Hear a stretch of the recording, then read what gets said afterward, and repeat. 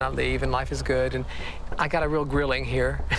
I was like sweating bullets because I thought, I am so not getting this listing. I'm so not getting this listing.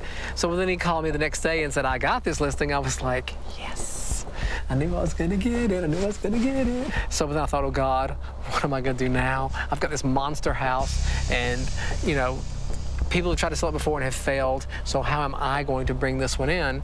And that's when I came up with this party tonight.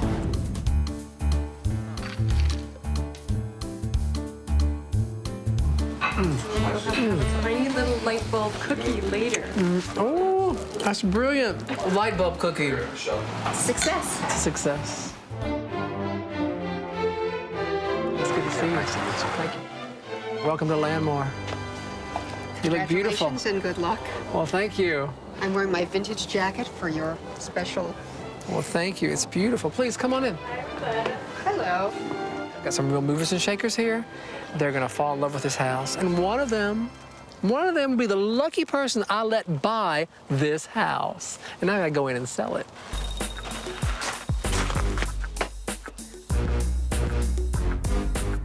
Although it may take a while for Sam to find a buyer for his unique listing, Roberta discovers that a price reduction can sway a buyer on the fence. The house was listed for $1.2 million. We decided to reduce it to $1.150, which was the original number that Susie and I had talked about.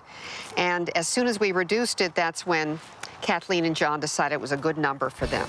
Perfect place for you. They made an offer. It was accepted in about 3 seconds, and now we're doing our home inspection. You don't want to have any water damage. Since the last time we were here, we became engaged, and we're getting married in about 3 weeks. Susie's house appears to pass the inspection until the oil tank test. Your oil tank in the front yard, it has a loss of pressure. So they think there may be a leak. They're not sure where. So he was saying that it looks like there may be a pressure issue in the oil tank, correct? That's what I understood, yeah. If it loses pressure when they do a certain kind of test, then that could mean that it needs to be unearthed and replaced. And I think is not always bliss, huh? no, the whole idea of a leaky oil tank is something that's not so sexy for buyers, and it makes them nervous. Whatever expense that's possible that can be covered. Taken care of, absolutely. Yeah, why not? I mean, So it's costly, up to $4,000 or $5,000. The tank has to be unearthed to find out what the problem is. Coming up, will a bad inspection spoil the romance for Roberta's listing? Don't get nervous, just go and do what you're doing. And is this the call that Jodi and Joanna have been waiting for? We have to play you a message we just got. I can't tell you, it's a secret.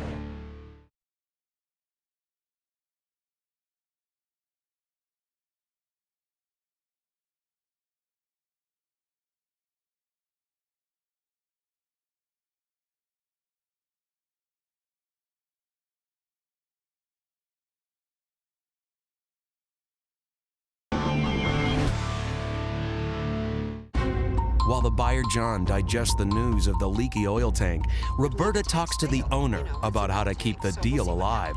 Don't get nervous, just go and do what you're doing, okay? Okay, well then, I'll talk to you later, okay?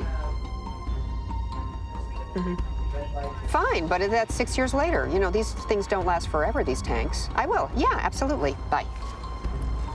Little nervous. Yeah. Dual agency is a little complicated because it means that you're on both sides of the deal. You've signed a contract with the seller, so you have obviously a legal allegiance to that person. And then you have the buyer sign a form saying that they recognize that you'll be working for the seller and the buyer. Because Susie is the kind of person who you know, crosses every T, she has tank insurance. But it has to be handled in a way that makes people feel like there's going to be an outcome that's positive. This is not going to be an issue where you have to worry about money or she has to worry about how to fund a possible cleanup. okay, good. While driving back from another showing, Jodi and Joanna listen to a message with some exciting news.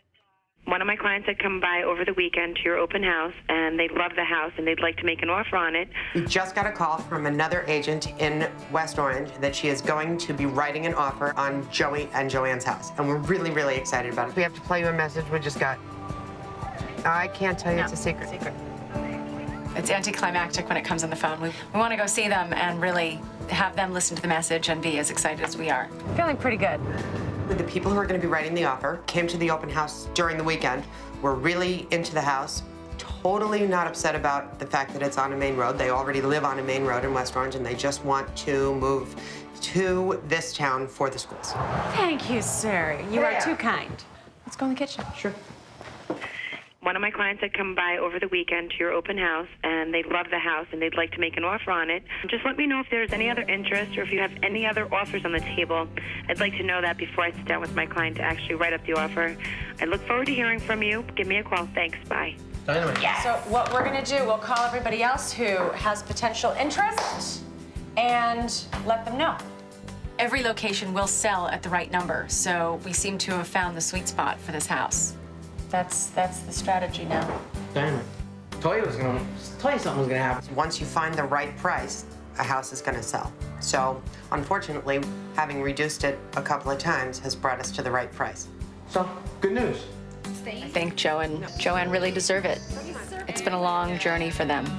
It's time to close this out.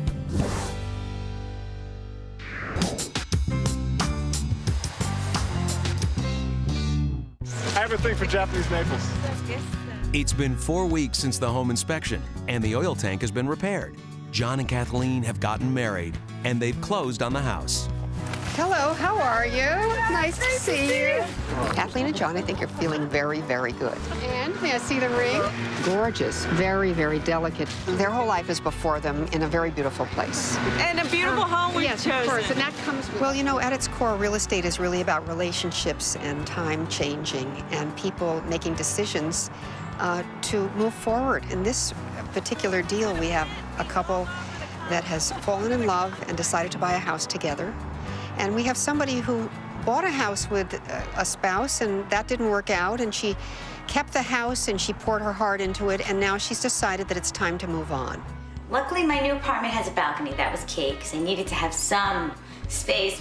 But, you know, certainly not my slate patio and my hot tub and, you know, having, 30 people over for a barbecue. I mean, those days are over for the time being, but see what it's like. Give it a go. And I think for both, it's a positive step. And I'm just really happy to have been part of helping them move to that next step. It's really a very lovely feeling to have as a realtor.